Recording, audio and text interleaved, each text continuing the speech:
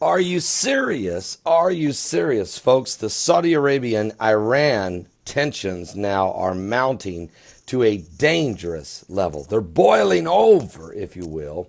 And let's take a look at it. Of course, divisions between the Sunni and Shia factions of the Middle East have flared up violently, folks, after Saudi Arabia's government executed a top Shia cleric by the name of Sheikh Namir al-Namir. Sheikh Namir is part of a mass execution that the Saudi Arabian government did, in which they killed 47 people, mass executing them, some by firing squad, but most by beheadings. This took place on January 2nd, just a couple days ago. Now, the Saudi government, they've claimed that the executed individuals were terrorists. But everyone pretty well knows that Sheikh al-Namir was just a radical minority leader among Shiite Muslims in the nation of Saudi Arabia. And could he have been tied to some anti-government action there? Maybe, I don't know. But I know one thing for sure, this has really upset the nations, especially of Iran and Shiite Muslims that are also in Iraq, that are very upset about what happened. Now, the protests began almost immediately in Iran, and the Saudi embassy in Tehran was set on fire. The embassy staff has managed to escape unharmed. The Saudi government's responded by severing diplomatic relations with Iran and gave its diplomats 48 hours to leave the country. Now, the foreign minister, Abdel al-Jubeir, said that the Iranians have aggressive policy in the region, which aims to destabilize security and stability and to provoke conflict and wars. So the Saudis have recently banned all flights now from Iran, and Bahrain and Sudan have also severed diplomatic ties with Iran. And the United Arab Emirates has downgraded its diplomatic ties with Iran. So Saudi Arabia has cut off all relationship with Iran. So has Bahrain, so has the Sudan, and the United Arab Emirates have just downgraded it. Now, we believe that the diplomatic engagement and direct conversations remain essential in working through differences, and we will continue to urge leaders across the region to take affirmative steps to calm the tensions, says the State Department spokesman John Kirby.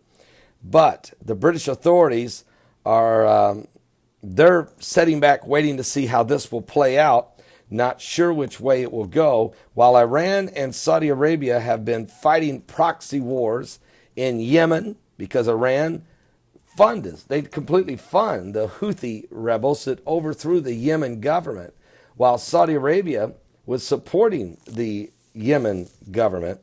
The proxy wars go on in Yemen and in Syria right now because, again, Iran and Russia support President Assad of Syria, while the Saudi Arabians support the Free Syrian Army, which are also backed by the United States and the British and the French.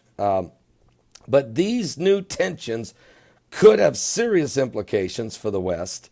At the end of 2015, both nations participated in an American-led negotiated talks aimed at seeking a political solution for Iran and Saudi Arabia. But the severing of diplomatic ties now between these two nations has threatened the future of those negotiations and therefore threatens the American strategy for resolving the devastating conflict, eventually defeating ISIS.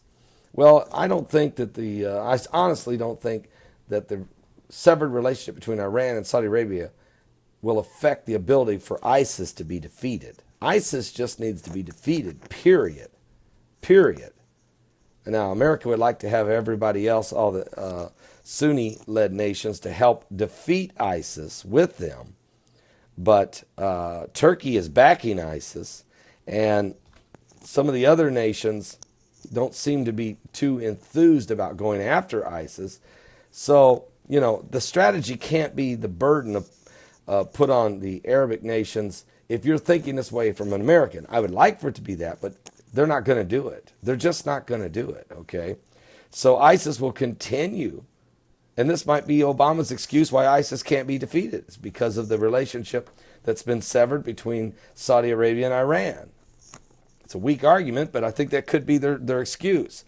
It's as if the Obama administration is content in just coasting this year and forget about the Middle East. Forget about, it's a mess, which really came out of the Arab Spring, folks. All of this came out of the Arab Spring, which was actually fully supported and was probably created by the Obama administration and with the help of Hillary Rodham Clinton, who was the Secretary of State. They went, and they are the ones, it was Obama who went to Egypt and fired up the Muslim revival, if you will.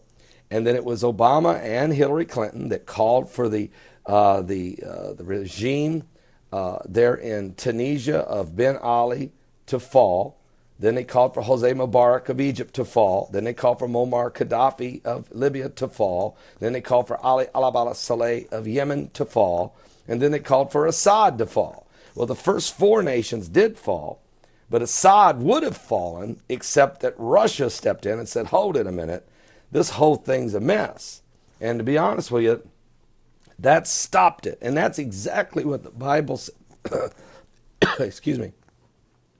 That's exactly what the Bible said would happen in Daniel chapter 11, 41 through 45, that these nations would fall, including Egypt, but that tidings from the east and from the north would trouble him and would stop this uprising. And so it did. And what we have now is nothing but a chaos, total chaos now in the Middle East, as the United States is softly pulling away and Russia's taking the lead position. That's really what's come out of the Obama administration's foreign policy for the Middle East. A total disaster. And their efforts to bring a two-state solution with Israel and the Palestinians has only made matters worse, because they kept turning their back on Israel and propping up the hopes of the Palestinians, and which did nothing but fire up ISIS as well. And then pulling out of Iraq and leaving all the hardware there has done nothing but help fuel ISIS. This whole mess is from a failed foreign policy agenda of the Obama administration and the Clinton Secretary of State. That's really, really the honest truth. So now where do we go from here? Well, we're going to go into a very bloody time. Even with the next president of the United States taking over, it's going to be a very ugly time. So we need to pray. Are you saved? Great woes are coming upon the earth.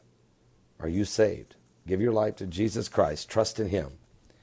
He is the only way. I'll be back with more current world events and how they relate to Bible prophecy. And you also don't want to miss my live broadcast. It starts at 12 noon Eastern at my website at www.paulbegleyprophecy.com. Also, you can watch it live right here on YouTube, my YouTube channel.